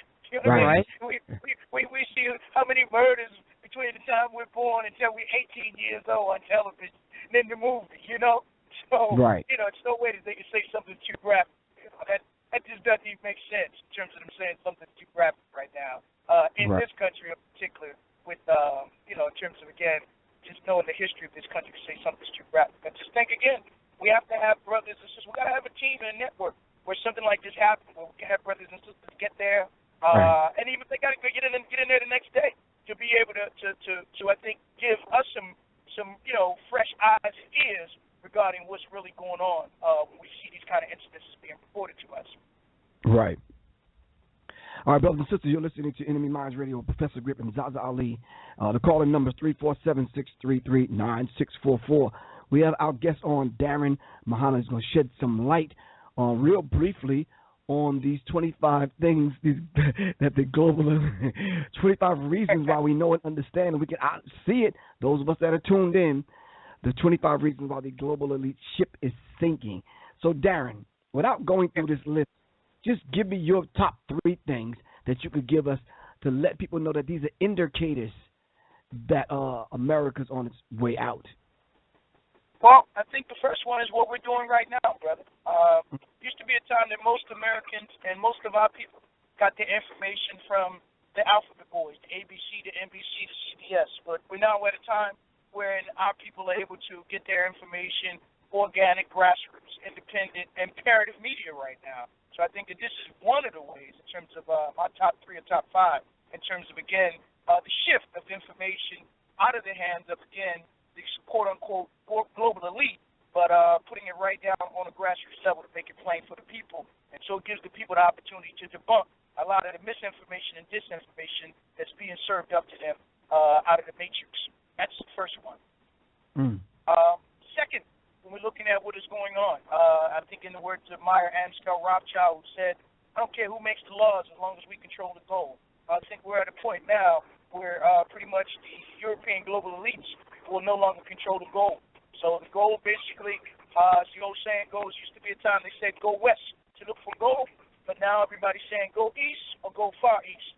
And so we're at a time now where we see China and, again, Russia and other nations that are holding the gold and talking about how to take the world and shift the world back onto a gold standard away from the Bretton Woods, IMF, World Bank dominated currency system right now. So that's major because we just saw the opening up, of course, of the BRICS Bank and the Asian, I think it's the International Investment Bank, in which 57 nations joined on with that bank. I think these become some of the stories that the diversions and distractions don't get us an opportunity to talk about and to see, because it clearly means that the banks that are part of the Western civilization are in trouble. I think when we look at what's going on in Greece, that's going to have tremendous effect, not just on America, but on all of Europe. And so therefore, China and many of the Asian nations, along with Russia, are saying that they'll invite Greece and some of the European nations to join on with BRICS, but they will not be the ones that hold all the gold and make all the rules. Right, but Darren, didn't Rothschild say, "Give me control of the credit of a nation. I care not who makes his laws"?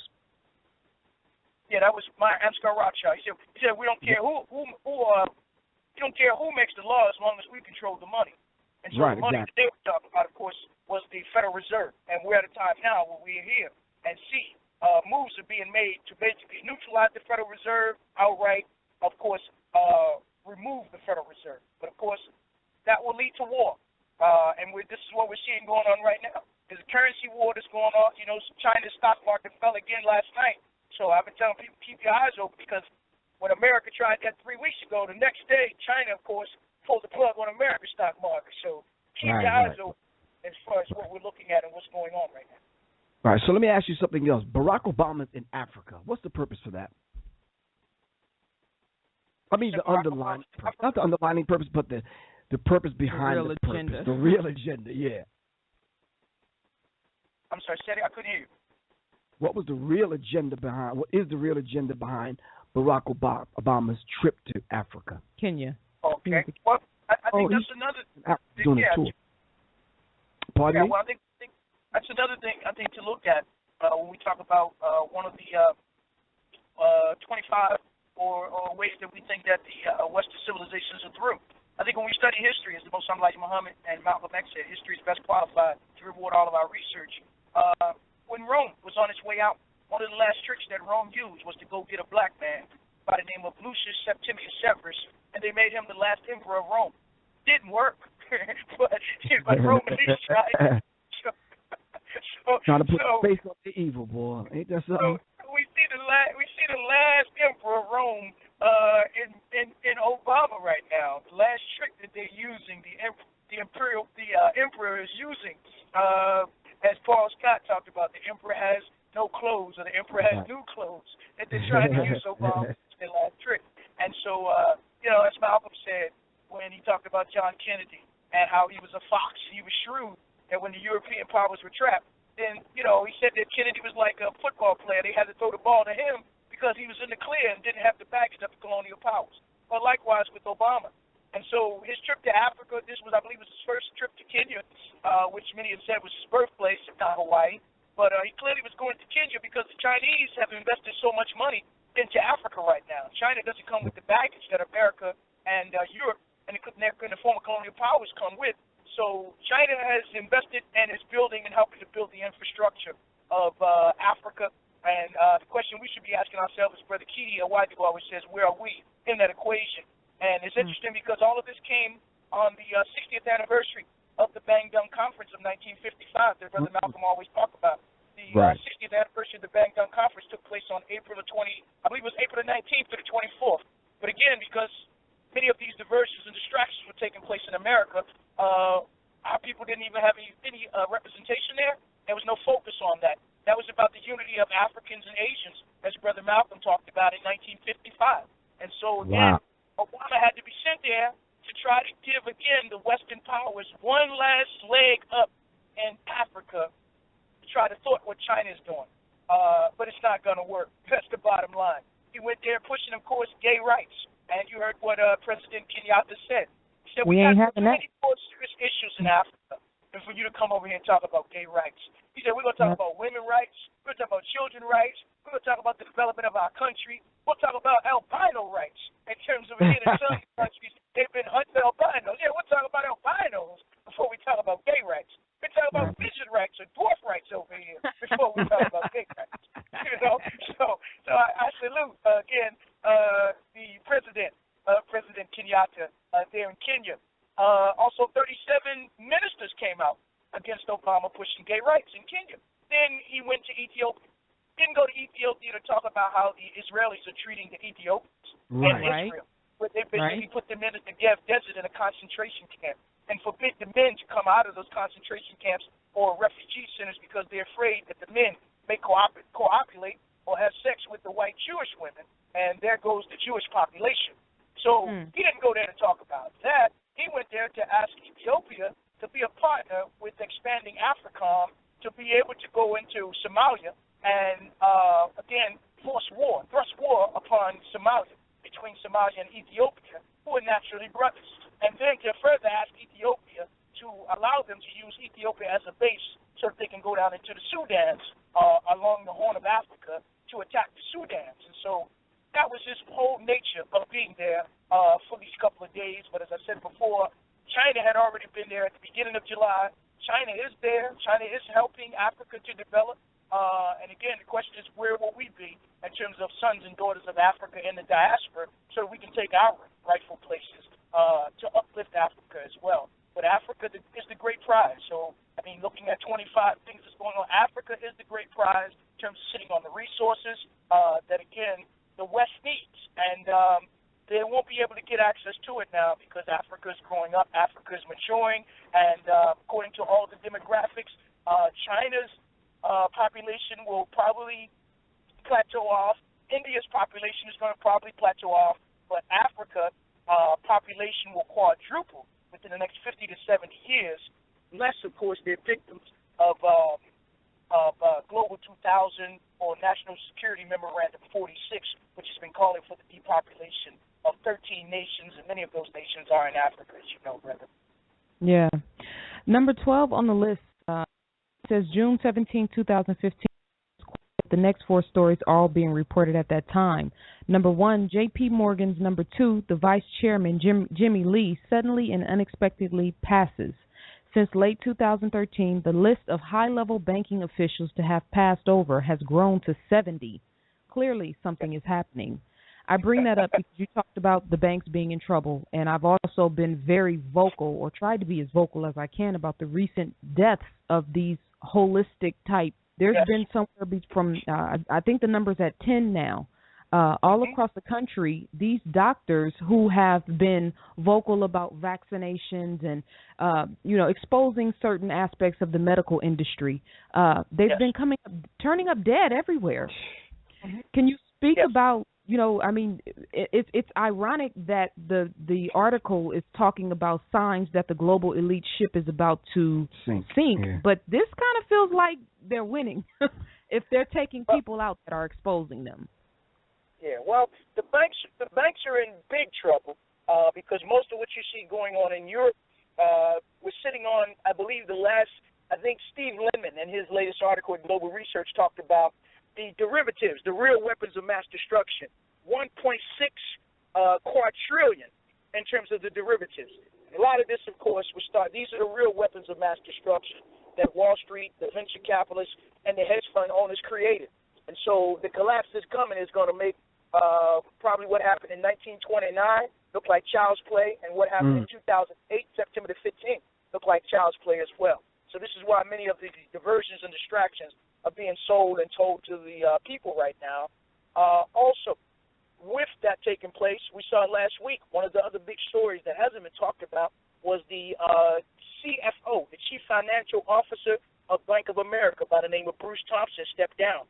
So keep your eye on Bank of America because many of these banks won't pass the stress test. That story was written, I think, back in February, how many of them will not pass the stress test that the Federal Reserve Bank is supposed to do every quarter, which means that these banks basically been playing a giant con game, casino game with the paperwork for the most part. And so there will be no bailout coming, basically.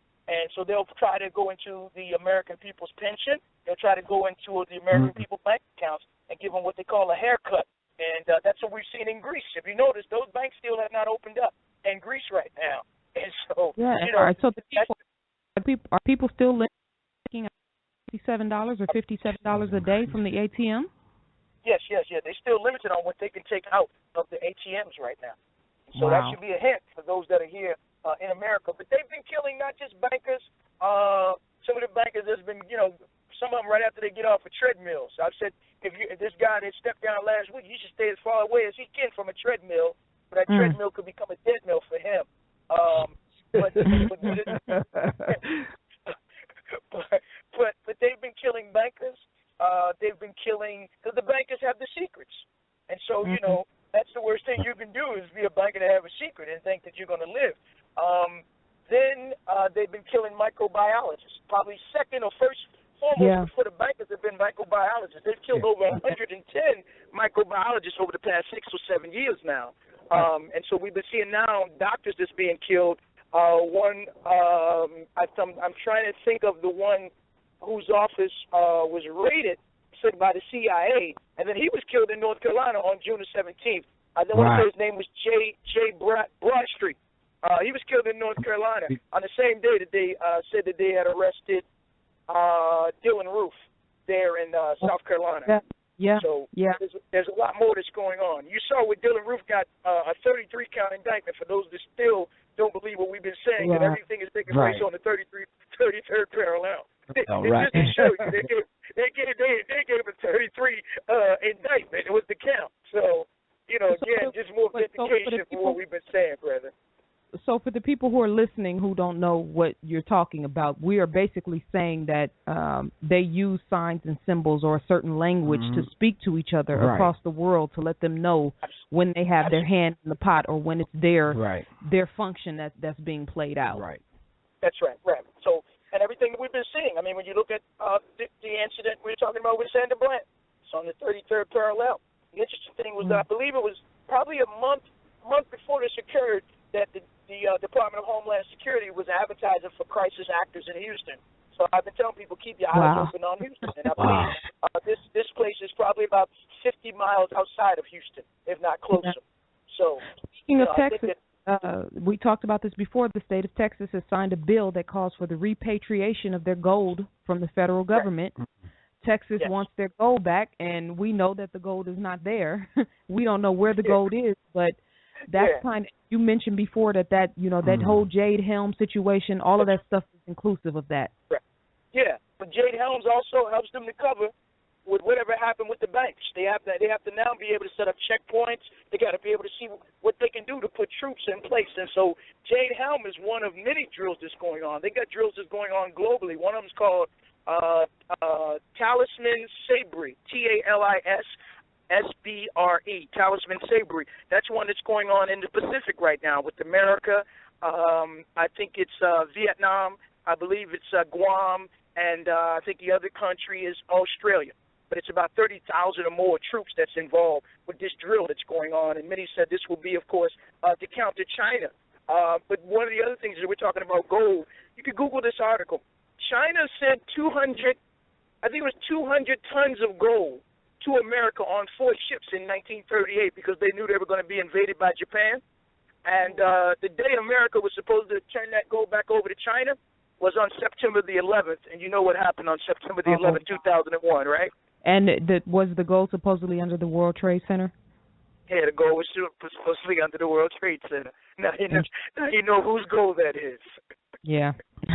Whose gold it was and who it is now. Right. Yeah, well, a lot of it's been sent to Israel. Let me make it clear to you.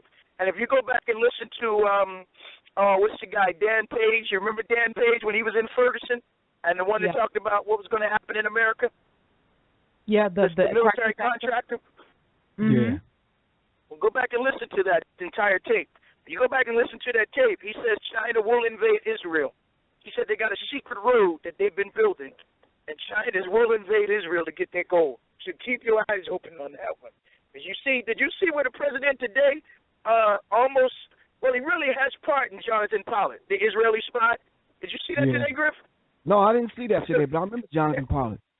Yeah, well, you remember when the Jews were talking about in the Jewish Times, which a couple of years ago were talking about a list of demands that they gave to Obama, and they said that if he didn't follow their demands, one of the third options that they had was they would assassinate him. And you remember all the talk came out. That was right in Atlanta in the Atlanta Jewish Times. But one of the demands they had was the release of Jonathan Pollitt. And every time you think that this president has probably an end to the bottomless pit, he seems to go lower than that. So, I mean, that's a slap in the face to all of the men and women in jail for nonviolent crimes.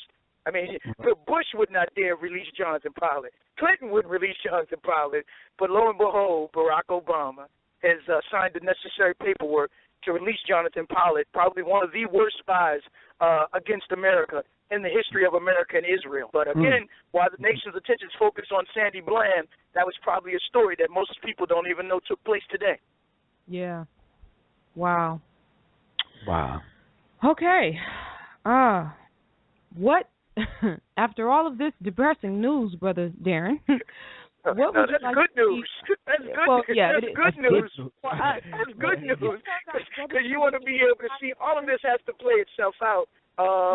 But at the same time, it gives our people an opportunity now to see his true colors and see their true colors. And so as Brother Malcolm said, if you're black, you should be thinking black. And if you're black and you're not thinking black at this late date, then I'm sorry for you. Yeah. it's good news for those of us whose third eye is open, for those of us who are taking this information in and seeing this whole thing unfold. It's bad news for a lot of our people who have absolutely no clue about what is taking place and who are deaf, dumb, and blind to the times that we are living in right now, because it feels like, and every single day with all of these killings and all of this, just the surface things that are taking place, they're killing our people. Right. We could talk about all of the, the underlying and extenuating factors that's making it happen, but we know our people are dropping every day. Just in light of that, as well as all of the information that you provided us, what message would you like to leave for the listeners as far as what we should be doing right now to maintain our dignity and our sanity in these times? Well, I always say prayer, meditation. Check on your family members that are local in your cities, and your extended family members. I think we have to do that. I think we're at a time now where we have to have little study circles and study groups, so that when we see these kind of things occur, not all can be the eyes, not all can be the ears, not all can be the tongue. Everybody has something to bring to the table. So I think we have to find a way within our cities, but also using social media to share the information. And nobody idea should be kind of thrown away or dismissed, because that least little brother or sister you think doesn't have anything to offer could be the one that may give you something that'll save your life. I think we have to be doing that. And also, of course, as the Most High Muhammad said, that we should be at a time that we begin to have a survival kit, stock up, and keep food, water, non-perishable items. If you're on any type of medicine, keep you an extra supply of medicine. I think we have to begin to do that. And then keep you some money in your home, because you don't know with what we saw in Greece and what's coming in terms of when you will be affected in terms of not being able to get access to an ATM machine, EBT card, or any of these other electronic devices that they have, because they've been having drills unbeknownst to the people. They've been having these kind of cyber attack drills already to rehearse these scenarios going out and being played out inside this country right now. Well, you remember the mass drill with Walmart when the EBT cards went out and people lost their minds? Right. That was definitely a drill. Yeah. Walmart, Chase Manhattan Bank, I mean, they've all been having these drills. So, as the old folk used to say, and Mom and them used to say, let a hint to the wise be sufficient, Yeah, definitely. I think wow. We can't let whatever spirit snipers that are out there, whatever negative vibratory frequency and energy that they try to basically elude and I think point in our direction. We got to be able to have a spiritual force field to be able to repel that. And I think that's why your show is important, and your flow and your info is important. It allows us to repel that, because otherwise if they sit in front of that tell-eye vision every day, all day, and they take it in that negative energy, then as the old saying goes, you are what you eat, you become that, and you begin to believe that, what you're seeing by the corporate control news media. So again, continue to support your show, continue to support Professor Griff, support ZaZa Ali, and support one another. That's what I would say that we should be finding ourselves doing right now. All right, good brother. We really appreciate you, Darren Muhammad, for coming on. Thank you very much once again, good brother. Always. We're looking forward to the end of the month, man. We want to do this thing, man, in Baltimore, and then again after the Million Man Month. Yes. Going to extend the invitation, of course, to have you join me on the State of the City radio show. I know not this Saturday, but we'll see if we can do it next Saturday. If you check the schedule, please let me know. All right, cool. All right, we'll talk. All right. Love you so much. Keep up the work. All right, love you, Queen. Peace, King. Peace. Peace. Darren Muhammad. You got to quote Sister ZaZa. Brother Rich would say, Sister ZaZa. Now, Sister ZaZa, listen. Now, Sister ZaZa. Where's my quote? Come on. You got 2 minutes. You got 90 seconds. You want me to give you mine? First, yeah. The American system of decolonization has been extremely effective. It has successfully brainwashed the majority of African Americans to accept the dominance of European and European institutions. There is a contract. I think that's Darren didn't hang up. I'm not sure. Come on. I don't think Darren hung up. Can you hang him up on the? Come on, ZaZa. Hold on. Come on, bro. All right, go ahead. Exactly. Addison Gale Jr. said, perhaps to be sane in this society is the best evidence of insanity. Yeah. It's like a revolutionary act to tell the truth. Yeah. Exactly. Go to, brothers and sisters, MGSLA.org and make a donation to the Marcus Garvey School in Los Angeles. Help our people out there who have built a wonderful establishment and institution. MGSLA.org. That's the Marcus Garvey School in Los Angeles, the Cooperative Economics School for the next 3 months. Peace. Peace and love, family. We used to be number 10. Now we